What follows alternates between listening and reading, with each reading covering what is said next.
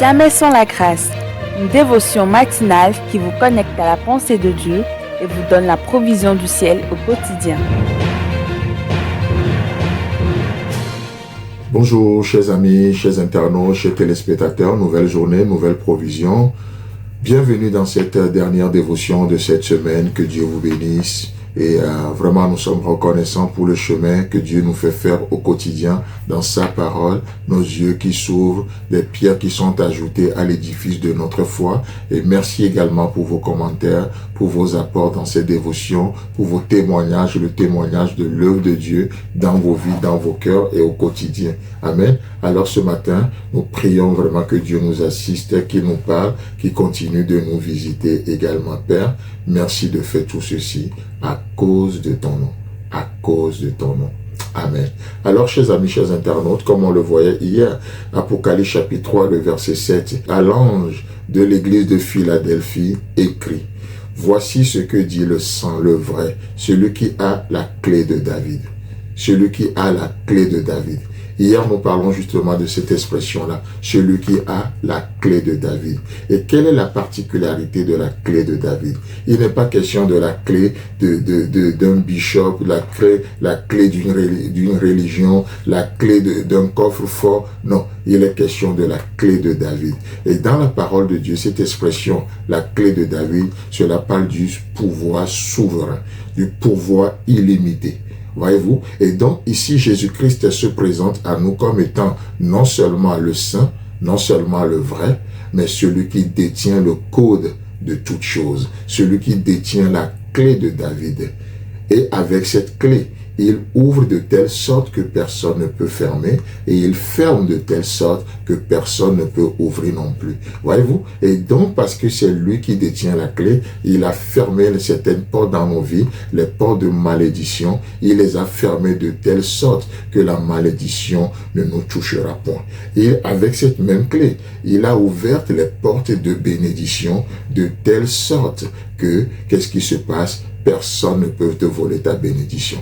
Oh, tu peux peut-être toi-même refuser de marcher dedans, mais personne ne peut les voler. Personne, parce qu'il détient la clé de David, l'autorité suprême. L'autorité suprême. Et pour ajouter encore un peu toujours dans ce sens à la clé de David, vous savez quoi? Ce qui est extraordinaire, c'est de voir que le Christ ouvre des portes qu'aucune force humaine, comme je le disais tantôt, ne peut fermer. Et non seulement cela, mais qu'est-ce qui se passe?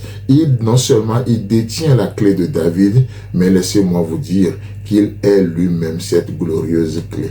Il est lui-même cette clé divine. Il est lui-même cette clé-là. À tel point que quand il pardonne, il pardonne. Il peut pardonner. Il a pardonné, n'est-ce pas? Il a dit au paralytique, lève-toi et marche. Et qu'est-ce qui va se passer? Les gens ne vont pas comprendre cela. Les pharisiens ne vont pas comprendre. Et ils vont blâmer. Non seulement il a guéri, mais il a pardonné les péchés.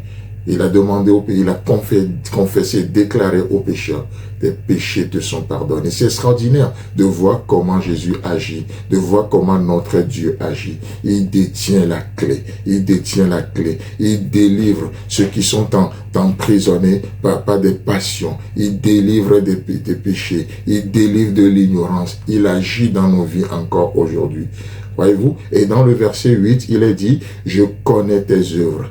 Je connais tes œuvres, voici, parce que tu as peu de puissance et que tu as gardé ma parole et que tu n'as pas renié mon nom, j'ai mis devant toi une porte que personne ne peut fermer. Alléluia.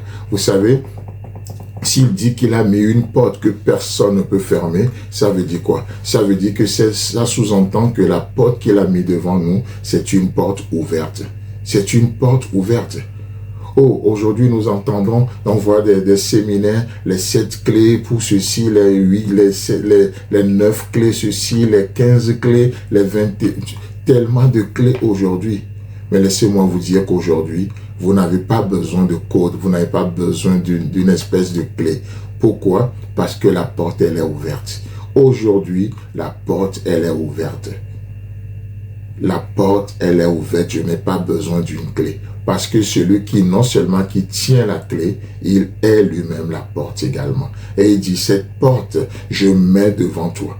Je sais que tu as peu de force. Je mets devant toi cette porte, elle est ouverte. Chers amis, chers internautes, par la foi, empruntons cette porte et rentrons dans la gloire, rentrons dans une expérience glorieuse avec notre Dieu. Sur ce, mon équipe et moi, nous vous souhaitons un agréable week-end et que si Christ tarde à venir, on se retrouve la semaine prochaine.